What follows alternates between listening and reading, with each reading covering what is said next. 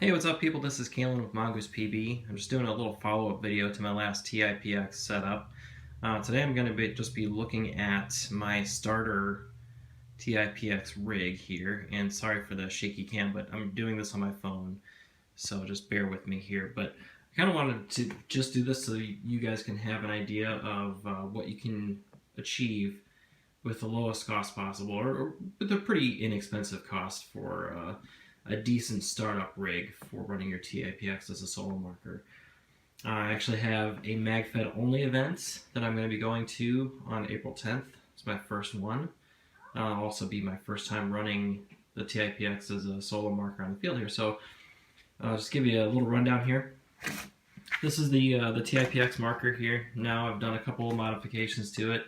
As you can see, I have the remote line connection on the back here, so I'll be running that with a remote coil hooked to an HPA or a CO2 tank. Haven't really decided yet.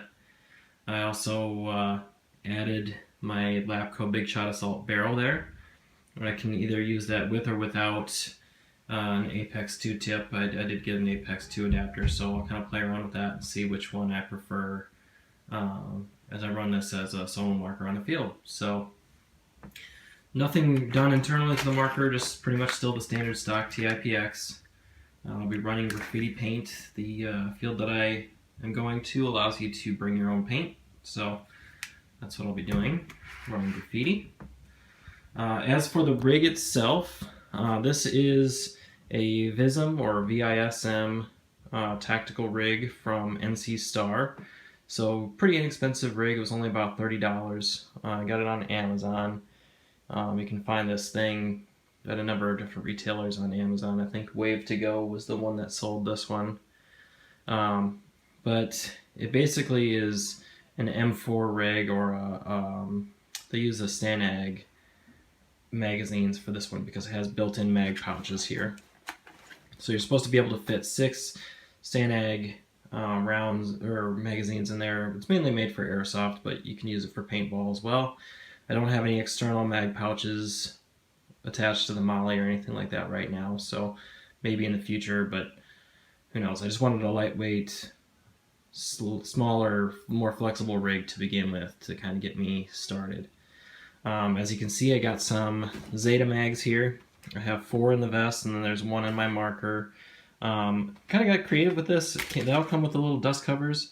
So I took the bungee cords off of the rig here. Each one had its own separate bungee cord. Took them out, tied the dust covers to them, and then I basically just put the dust cover on the mag, and that kind of holds it into the pouch and protects it from dust and dirt and stuff like that. So you can fit about 2 of these per pouch. So I have 2 here, 2 here, and then since my TiPX came with 3 of the 7-round True Feed magazines, I have those 2 here. I have another one in this pouch over here. And then I'm not real sure if I'll do this on the field or not, but I have these 10-round tubes stored in here right now. I have several of them just for reloading the Zeta mags. I'm not sure if I'll actually run those or not. The lids kind of pop off easily, so I don't know if they take a direct hit. If they'll pop open, and then I'll lose all my paint for that tube. But I'll try it out, see if it works. I'm also allowed to carry a 100-round pod, which I have a pod pouch that I'll just run on my hip, and I can carry that on the field. Down here I just have a standard military issue dump pouch. Found this one on Amazon as well. It's not secondhand or anything, it's just an army surplus or military surplus item. Came in tan. This one rolls up. It does have Velcro on it, so you can roll it up to store it. I just have it strapped into the molly on the front of my pouch here. You can wear it on your hip, but for me, since I'm a beginner with MagFed and I haven't had a lot of time to practice tactical reloading and stuff like that, I'm just going to leave it right there in front, so I can just dump it in and then load my next mag from the pouch.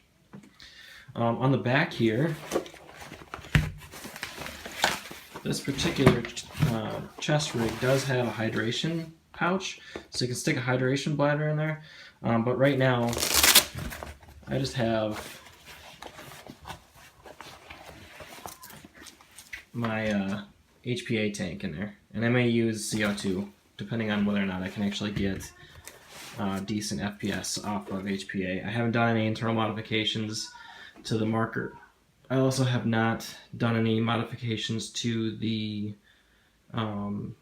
HPA tank, and I know that on some of the forums they say that you have to replace the burst discs in there or have it modified in order to get a full 270 to 280 FPS out of the TiPX.